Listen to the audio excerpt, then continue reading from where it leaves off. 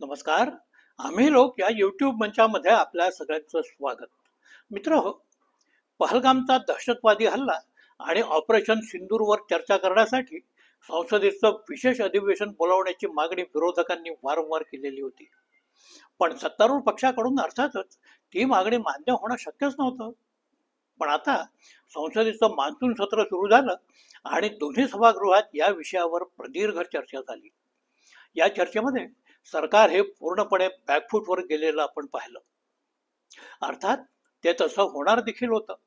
याचं कारणच असं की सत्तारूढ भाजपाचा तसं म्हणाल तर नेहमीचा आविर्भाव हा सतत कोणाशीही दोन हात करणारा, पाकिस्तानचं नाव काढलं की घर में घुस के मारेंगे, जमीन में गाड देंगे अशी भाषा करणारे भाजपाचे लोक आहेत.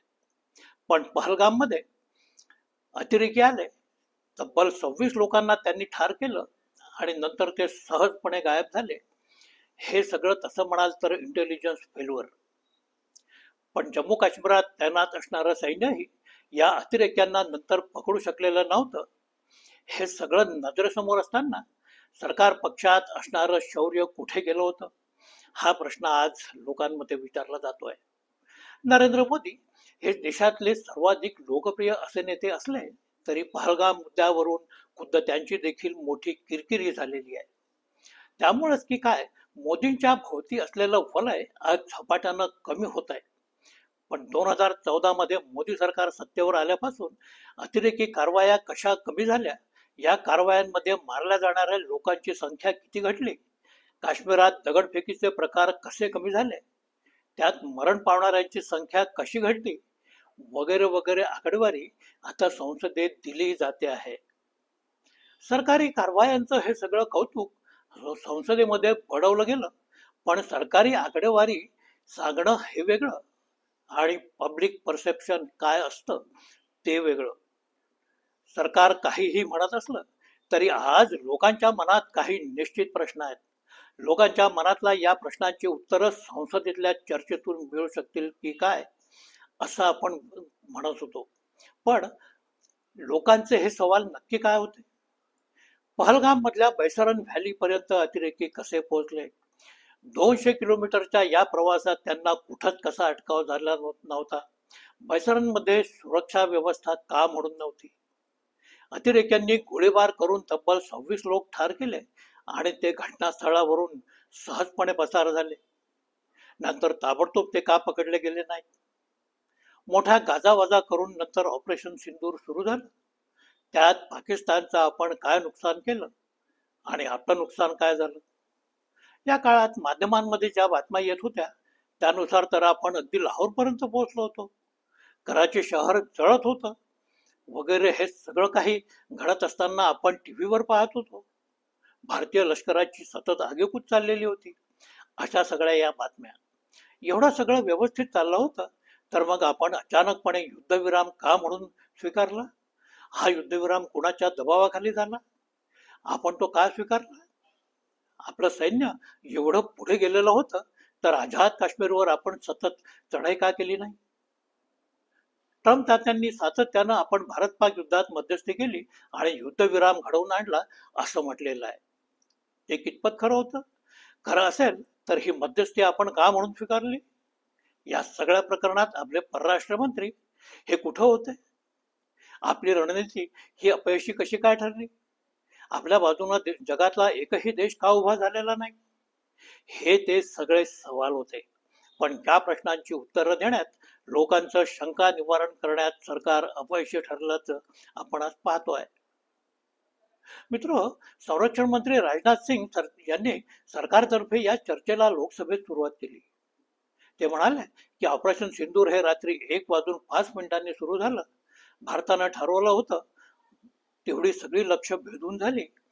ही कारवाई केवळ 22 मिनिटात संपली आणि भारतानं पाकिस्तानला फोन करून या कारवाईचं उद्दिष्ट एवढंच मर्यादित होतं असं सांगितलं आणि अर्थातच आपली कारवाई आपण थांबवली.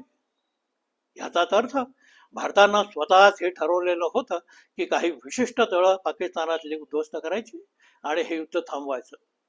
दरम्यान आम्ही हल्ले केले पण तुम्ही मात्र वाईट वाटून घेऊ नका अशी विनंती पाकिस्तानला करायची, असंच काहीतरी भारत सरकारतर्फे ठरलेलं होतं. ही जर वस्तुस्थिती असेल तर ऑपरेशन सिंदूर हे आजवरचं सगळ्यात पुचाट या प्रकारचं युद्ध होतं असं म्हणायला लागेल. हे कुठलं युद्ध झालं? ही कुठली रणनीती की आपण हवे तेव्हा हल्ले करायचे आणि पाकिस्तानला सांगायचं की युद्ध वाढवण्याची आमची इच्छा नाही आणि तुम्ही पुढे काही करू नका? अरे असं जगात कुठे काही होत असतं काय? परराष्ट्र मंत्री जयशंकर असं म्हणतात की आम्ही पाकिस्तानला अगोदरच सांगितलेलं होतं की आम्ही तुमच्या केवळ अतिरेकी तळांवर हल्ले करणार आहोत. तुमच्या लष्करी किंवा नागरी तळांवर, वस्त्यांवर आमचे हल्ले होणार नाहीत.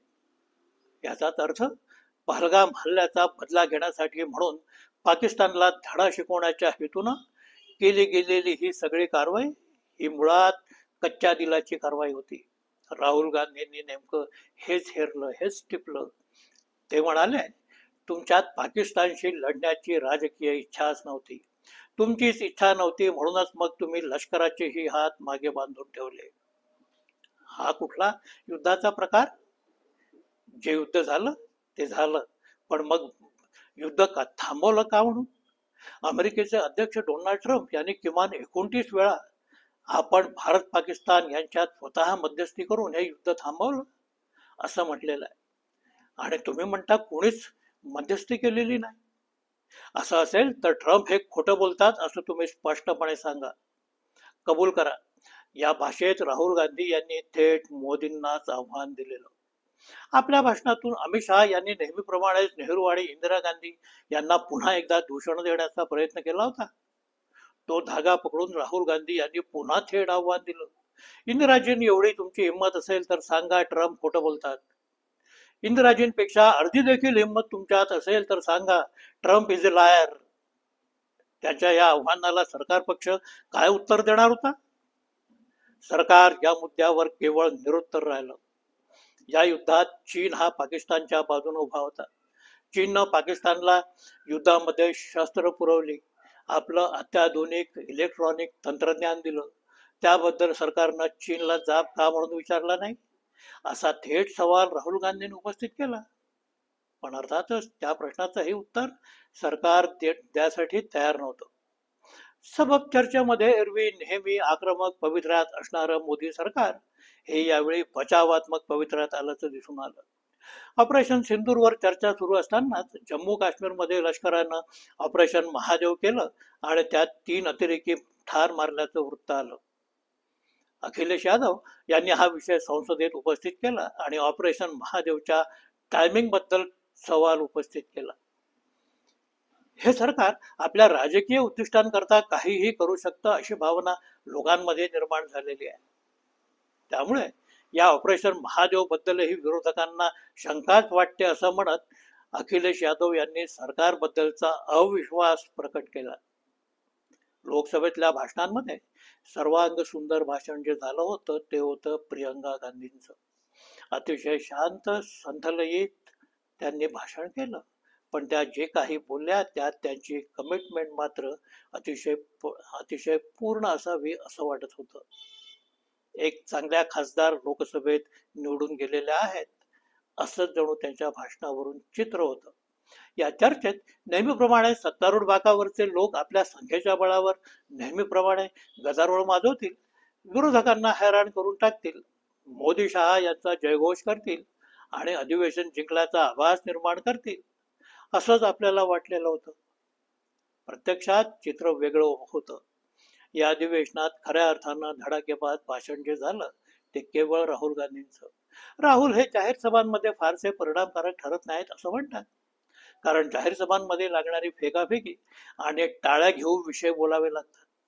टिंगल टवाळी उपहास वगैरेचा वापर करावा लागतो. त्या प्रकारचं व्यक्तिमत्व राहुल गांधींचं नाही.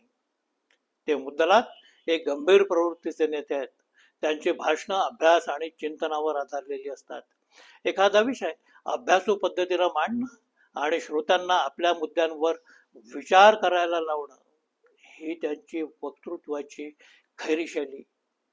म्हणूनच जिथं कुठं समजूतदार श्रोते असतात तिथं राहुल गांधींचं भाषण लोकांना भावून जाणारं ठरतं. त्यांचं लोकसभेत झालेलं कालचं भाषण हे देखील असंच मुद्देसूद सडेतोड आणि मुख्य म्हणजे सत्ताधारी पक्षाला धडके भरवणार धडाकेबाज असं ते भाषण होतं. नरेंद्र मोदी हे नेहमीच राहुल गांधी यांच्यावर मात करून जातात. राहुल गांधींची भाषणं मोदीसारखी रंगत नाहीत असं अनेक लोक म्हणतात. त्यात तथ्य कदाचित असेल, पण हे झालं जाहीर सभातल्या भाषणांविषयी. मोदी यांच्या भाषणात सतत काँग्रेसवर टीका असते. गांधी, नेहरू, इंदिरा गांधी कायम त्यांच्या मानगुटीवर बसलेले असतात. भूतकाळात रमणं ही त्यांची आवडती सवय. जुन्या काळातले जुन्या काळात जे काही घडलं ते सारं चुकीचं होतं आणि जे काही चांगलं घडत आहे ते केवळ आमच्याच काळात, हा त्यांचा नेहमीचा कायम आग्रह. समाजात सतत कुणाची तरी टर उडवणारा एक वर्ग निश्चितपणे असतो. अशा लोकांना, अशा टगेबाज लोकांना मोदींची भाषणं खूप आवडतात.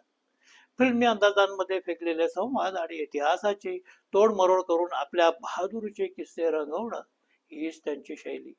पण एक जबाबदार पंतप्रधान म्हणून, एक जबाबदार नेता म्हणून त्यांनी जे बोलायचं ते स्पष्ट असं काहीही बोलत नाहीत.